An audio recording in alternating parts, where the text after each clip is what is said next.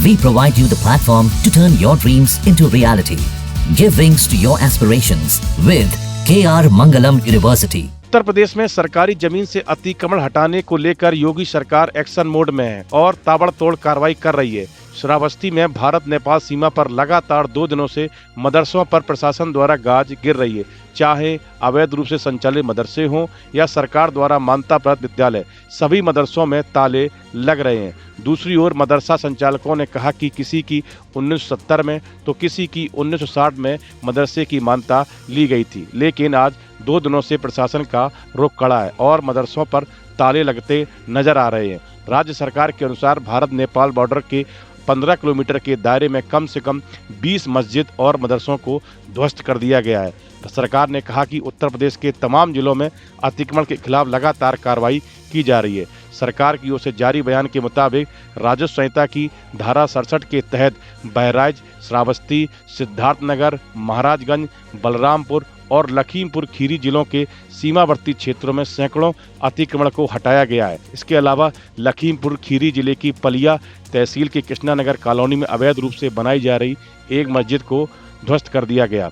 बताया जा रहा है कि बहराइच की नानापारा तहसील में भारत नेपाल सीमा के पास 227 अतिक्रमणों की पहचान की गई है। दावा किया गया है कि इनमें से 63 अतिक्रमण पहले से ही हटा दिए गए थे, जबकि 25 से 27 अप्रैल के बीच 26 अतिक्रमण हटाए गए। इस तरह कुल 89 अतिक्रमण को हटाया गया।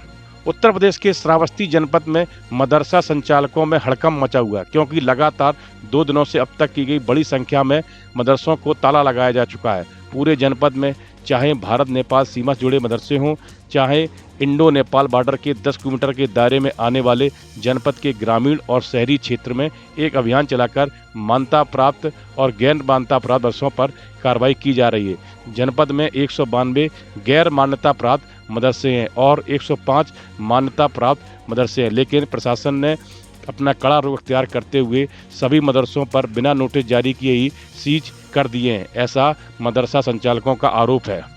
मदरसा संचालकों का कहना है कि उन्हें किसी भी तरह का कोई नोटिस नहीं दिया गया और उनके मदरसों को ताला लगा दिया गया, जबकि उनके मदरसों की बेसिक शिक्षा विभाग से मान्यता मिली है और सभी मदरसों का UDISI कोड भी उनको मिला है और सही बच्चे उनके रजिस्टर्ड हैं, जिनकी ऑनलाइन फीडिंग भी होती है और सही बच्चों को NCERT के तहत शिक्षा दी जाती है। लेकिन यहाँ पर कोई सुनने वाला नहीं है। बच्चों की सभी तरीके से पढ़ाई होती है, चाहे हिंदी हो या साइंस हो। मदरसों में हर तरह की पढ़ाई होने के बावजूद यहाँ कड़ी कार्रवाई की जा रही है। इसको लेकर यूपी के अल्पसंख्यक कल्याण मंत्री दानिश आजाद अंसारी ने कहा कि सरकार मुस्लिम बच्चों के भविष्य को लेकर संजीदा है और अवैध बने मदरसों पर कार्रवाई कर रही है। उन्होंने कहा कि सरकार दीनी तालीम के साथ आधुनिक शिक्षा पर जोर दे रही है। जो भी ऐसे संस्थान हैं जो अवैध तरीके से बनाए गए हैं, उनको ध्वस्त किया जा रहा है। उन्होंने कहा कि यूपी में 16,500 मदरसे हैं जो मान्यता प्राप्त हैं। ऐसे में इनके अतिरिक्त जो भी हैं वो सभी अवैध श्रेणी में आते हैं और इसलिए कार्रवाई की जा रही है।